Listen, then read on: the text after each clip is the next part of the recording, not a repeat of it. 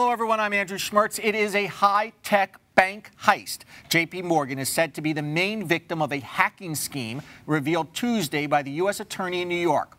Scott Schober from Berkeley Varitronics System is here to describe about what this was, how it worked, and how much money they got. 4 people arrested. What are they charged with? Yeah, what they did is they had an elaborate scheme, and they really caught him in this case. It took a long time to catch him, and what they were doing is really collecting this 100 million plus customer info from JP Morgan, also a little bit from Scottrade and E-Trade as well, several million, and they used that for an elaborate spamming campaign, basically. So what they would do is buy a stock very low, they'd spam everyone, these 100+ million people, and it would tell them to buy the stock, particular one, drive the price up, and then they would dump it and sell it. So kind of classic, old school pump and dump scheme by getting their hands on the customer data. Any idea of how much money they got away with?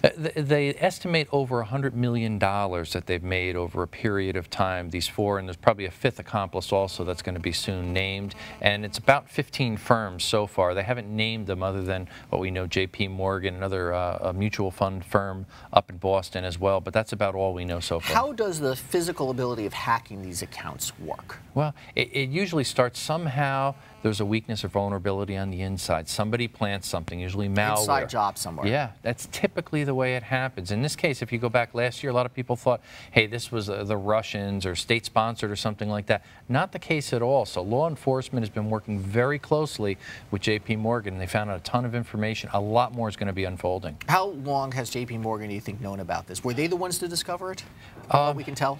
No, not exactly. I think it was an outside firm working with them, but they did report it very quickly. With less than a month, they came clean and said, hey, look, we see suspicious activity. The good news is no money specifically was taken, no Social Security numbers were compromised when they first reported it. That's good, and it still appears that that hasn't happened. It was merely a way of getting to the people who make investment decisions to buy stocks and to raise stocks. So exactly. A very simple sort of scheme. Yes, exactly. They were also doing some other stuff, too, with Bitcoin, selling it, some casino stuff as well, some even online pharmacies where they're using this information to sell to targeted individuals. Where does the key for an institution like JP Morgan sit as far as stopping this from happening and then discovering it quickly? What do they have to do to stop it from happening, and is that harder than discovering it? Yeah, good point there. A lot of these companies, and especially the banking institutions in particular, what they're doing is early threat detection now. So they're monitoring real time.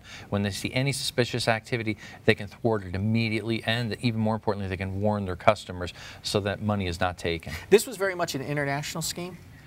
It was really a domestic scheme here, but the people some were from Israel. One individual was from Russia, somebody was from the U.S., and they were young, too. It's interesting, about 34 years old to about 40-something years old. So, again, fairly young hackers that were working together. And then how did they find the hackers? How do you track down these people?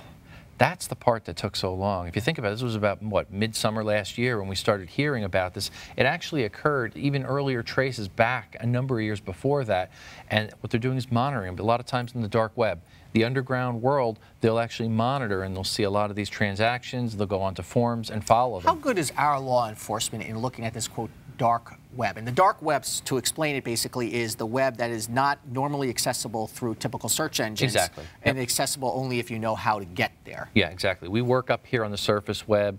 It's unindexed in the dark web, a lot more information. So you got to know specifically how to get there and who to talk to.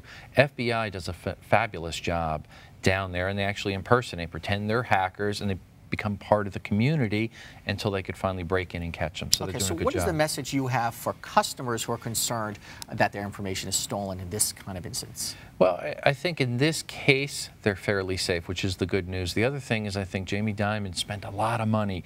He increased another $250 million in spending toward cybersecurity to keep things safe and win back the customers. In fact, it's the best performing stock. I think they're up 119% in comparison to any other financial stock. That's pretty amazing. Okay, Scott Schober, thank you. Great. Thanks for a lot more to come on this story, I think. Absolutely.